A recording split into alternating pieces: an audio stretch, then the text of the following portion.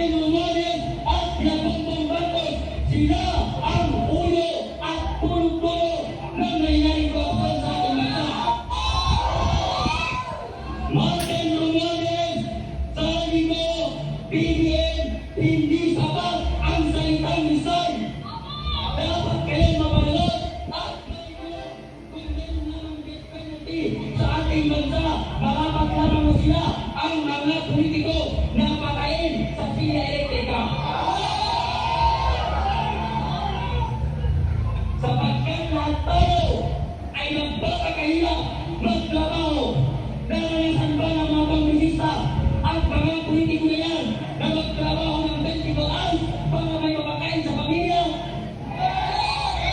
Naranasan ba nila na sumakay ng jeep habang mapasok ng trabaho?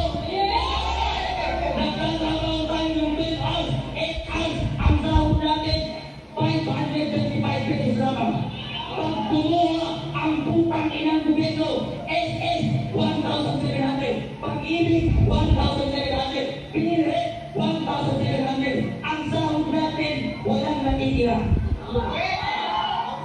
Yung mga politiko na kaupo, hindi na nasubukan na magtrabaho at magkaroon ng sahod na minimum.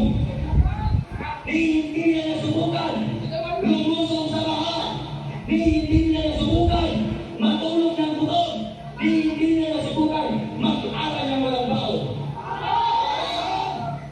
Habang tayo nagpapakahinga, habang tayo ay lumusong sa baha, sinakala ay nandun sa ibang bansa.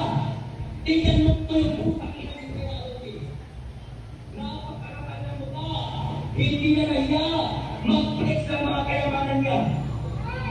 Sasabihin pa niya, wala siyang utang na loob sa mga Pilipino.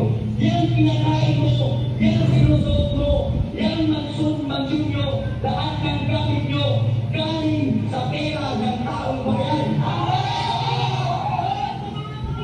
Napakahiya, napakakapal ng mukha, lalo na si Granito. Hindi sila nahiya, pumupunta ng ibang bansa, kumakain ng isang kailan lamang na nagkakahalaga ng 759,000 habang ang mga kabataan, habang ang mga Pilipino natutulog sa lansangan, walang matirahan, walang bahay, walang pagpaaral, walang sapatos pagpagod sa school. Tama. Kung magpipiliin ako, kay Ayan, BBM resign na yan. pipiliin ko ang Chinese na si Alice Go. Bakit? Si Alice Go, ni isang tao sa nasasakupan niya sa Balban, walang nagupang noong panahon niya. Nagpatayo pa ng eskwelahan sa taas ng mundo. Tingnan mo yung pamilya ni Iskaya. Habang tayo lumulusong sa baha, nagugutom, naghihirap, sila ay nagpapakasala sa binabayan nating buwis. Napakakapal ng mukha ng mga politiko na nagpupunto sa atin. Kaya marapat lamang na sukurin natin ang Malacanang at pagkain sa Ayan na guys, so papunta ng Malacanang yan. Ayan, papunta na kami Malacanang. sa susunod na henerasyon. Labanan natin ang korupsyon, hindi lang korupsyon ngayon mismo dahil hindi pwede na mamana ng mga next generation ang kanay ko publiko at politiko na walang servisyo kung hindi magnakaw lamang sa mga bayan. Tama.